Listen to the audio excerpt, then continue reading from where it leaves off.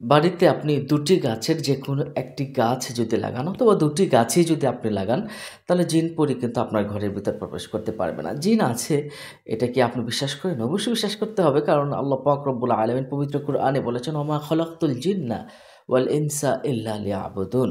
আমি মানুষ এবং জিনকে সৃষ্টি করেছি আল্লাহর ইবাদত করার জন্য। যারা আক্রান্ত হয়েছে তারা বিশ্বাস করে। যারা আক্রান্ত হয় নাই তারা হয়তো এটা অবিশ্বাস করে থাকে। কিন্তু দিন শেষে অবশ্যই আমাদের এটা বিশ্বাস করতে হয়। জিন থেকে বাঁচার বেশ কিছু মাধ্যম আছে। আপনি যদি নিয়মিত আয়াতুল কুরসি, সূরায়ে নাস এবং সূরায়ে ফালাক পড়ে যদি আপনার শরীরে ফু দেন, অবশ্যই আপনি হেফাজত থাকবেন এবং দোয়া আছে বিসমিল্লাহিল্লাযী লা ইয়াদুররু মা'a ইসমিহি শাইউন ফিল আরদি ওয়ালা ফিস সামাই ওয়া হুয়াস সামিউল আলিম। এই দোয়াগুলো যদি আপনি নিয়মিত সকাল বিকালে আপনি পড়েন, তাহলে অবশ্যই জিন থেকে আপনি হেফাজত থাকতে পারবেন। এছাড়াও রাসূল সাল্লাল্লাহু আলাইহি সাল্লাম সূরাতুল বাকারার কথা বলেছেন, যে ঘরের ভিতরে সূরা বাকারা পাঠ করা হবে সেই ঘরে জিন আক্রমণ করতে পারে না, সেই ঘরে জিন থাকে না। সম্মানিত দর্শক ও শ্রোতা, তাহলে ২ টি গাছ যে গাছগুলোকে জিন বা শয়তান তারা ভয় পেয়ে থাকে। এই ২ টি গাছের ১ নাম্বার হচ্ছে ফুল বা বড়ই গাছ। এই বড়ই গাছের অনেক পাওয়ার আছে। আমরা সাধারণত দেখে থাকি বড়ই গাছের পাতা দিয়ে কিন্তু মৃত মানুষকে দাফন করা হয় বা মৃত মানুষকে গোসল করানো হয়। কেন করানো হয়? বিজ্ঞান বলেছে যে বড়ই গাছের পাতার ভিতরে অ্যান্টিঅক্সিডেন্ট থাকে। অর্থাৎ ওই পাতা জীবাণু নাশক। সুতরাং এটা দ্বারা গোসল করালে শরীরের জীবাণুগুলো দূর হয়ে যায়। তাছাড়া আল্লাহ সুবহানাহু ওয়া তাআলা এই বরই গাছের পাতা দিয়ে গোসল করালে বিভিন্ন উপকারের কথা আমরা বিভিন্ন গ্রন্থের ভিতরে পেয়েছি। এজন্য আমরা বড়ই গাছের পাতাকেও কিন্তু জেনে থাকি জিন এটাকে খুব ভয় পায়। সিদরাতুল মুনতাহায় যে গাছটার কথা এসেছে, সেই গাছটা ছিল বড়ই গাছ। সেই বড়ই গাছের একেকটা বড়ই ১২ মণ ছিল।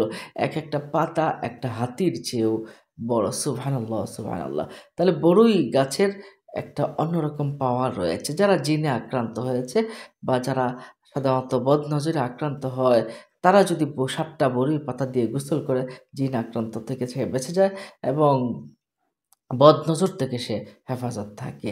সম্মানিত দর্শক ও শ্রোতা, তাহলে আমরা বড়ই গাছের বাড়িতে বা ছাদে বা বাড়ির সামনে একটা লাগিয়ে রাখতে পারি। আর ২ নাম্বার হচ্ছে ডালিম গাছ।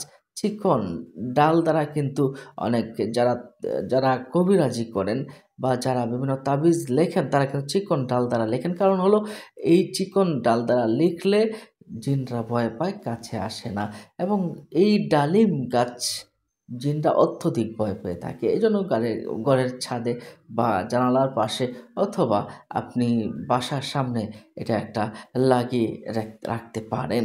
ডালিম গাছকে অত্যন্ত ভয় পায়। এছাড়াও বেশ কিছু গাছে কিন্তু জিন থাকে। এর ভিতরে আছে আপনি একটু সাবধান থাকবেন। বাঁশঝাড়ে কখনো সন্ধ্যার সময় হোক বা রাতে হোক একাকী যাবেন না। বাঁশ যদি নিচে থাকে তাহলে এই বাঁশটার উপরে দিয়ে আপনি উপর দিকে যাবেন না। কারণ ওই সময়ে জিনরা চলাফেরা করে থাকে।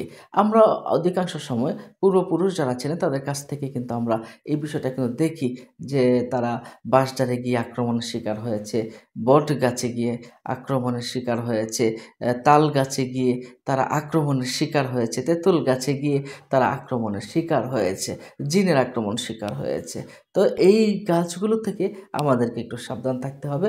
কোনো সময় একাকী এই গাছের নিচে দিয়ে যাওয়াটা আমাদের রোধ করতে হবে এবং বিশেষ করে যাওয়ার সময় যদি যেতেই হয় তাহলে অবশ্যই আমাদের দোয়া দুরূদ পড়েই কিন্তু যাওয়া উচিত। নিশ্চয়ই আপনি বিষয়টা বুঝতে পারছেন সম্মানিত দর্শক ও শ্রোতা।